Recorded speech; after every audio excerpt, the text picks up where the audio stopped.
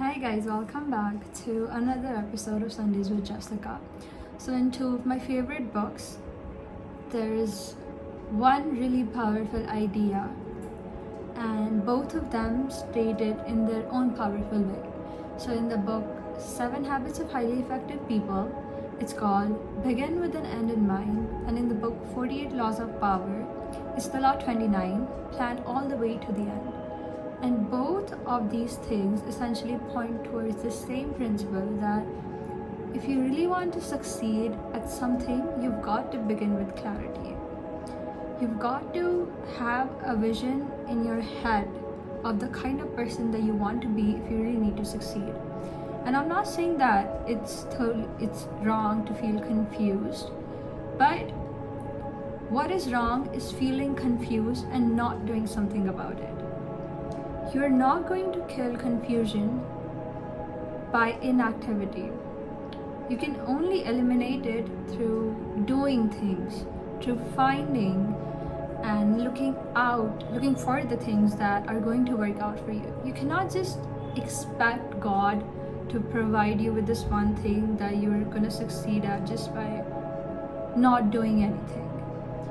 You've got to be willing to try a lot of things and fail at a lot of them if you want to find that one thing that you're really good at. And Phil Knight, the owner of Nike, said that you only need to succeed one last time, and all of the failures that have preceded that breakthrough point won't matter anymore. They shall still matter to you, but to the people, to the audience, they shall not matter.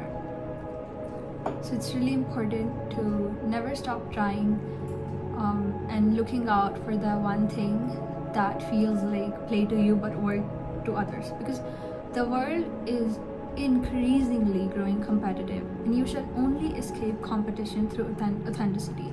You need to find that one thing that you really hold an edge over, right?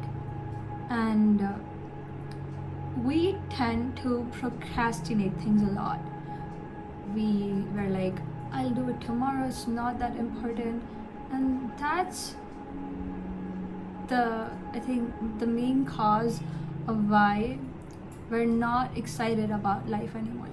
And one thing that really has helped me to be excited for life is to visualize about the kind of person that I want to be. And I am telling you, visualize about yourself, about your future self as vividly as you could, and go into the minute of the details about the kind of room that you want to wake up in, about the kind of person you want to surround yourselves with. Go into the details and think it through. That is what is going to ignite that desire and passion in you to work harder towards the kind of person that you want to be. Because once you see it, you're gonna want to achieve it. And do this the first thing in the morning and the last thing when you go to sleep. First thing when you wake up in the morning and the last thing before you go to sleep. Because it really helps you to set your mood throughout the day. When you wake up, stop picking up your phone and checking the notifications. Take at least 5 minutes for yourself and try to really, really deeply imagine about who you want to be in life. And once you do that, you yourself are going to have this internal passion and desire to work towards that life. And you know that quote that everything is created twice, first in mind and twice and the second time in reality. And that's the thing. If you cannot imagine it, if you're not even thinking about it, you're not going to do it. So let's say that you want a job at Amazon or Google or whatever, right? And by imagining and visualizing, I just don't mean that you think that, oh my God, I have this job and you're just working there. No, what I mean is that imagine it deeply, that imagine opening up your eyes and noticing the kind of room that you're in, getting out of bed, fixing the curtains, getting ready for work, and then leaving off for the office, about the kind of car that you are going to be stepping in, and everything everything you need to think about. Your mind is the most powerful asset that you own. It depends on you how you perceive things.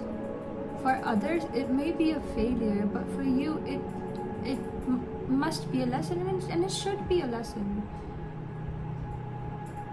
If somebody treats you badly, you cannot see that as something that's your fault, but rather as a fact that maybe they're going through something.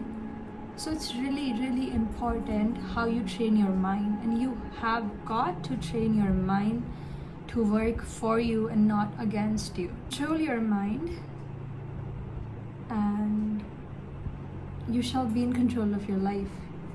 Until you make the subconscious conscious, it shall guide your life, and you will call it fate. So the little things that are constantly going on through your head, try to get a hold of what goes on through your head, and try to plan things. Every little thing, no matter if it does not go according to the plan. The plan should never remain constant. You should always be making changes to it. You should always be putting a little tick on the things that work out, and just cut out the things that don't work out. So yeah, I know that I did not make sense, because I usually have this thing that I need to talk about in the next video already in my mind, and I read about it again, and I make little points out of it and read them and find things on Google that support my reasonings. But I don't know, I was just not feeling well this week, so this video, and I really do not think that this video is up to the mark. So yeah, that was it about today's video. Bye bye, see you in the next one.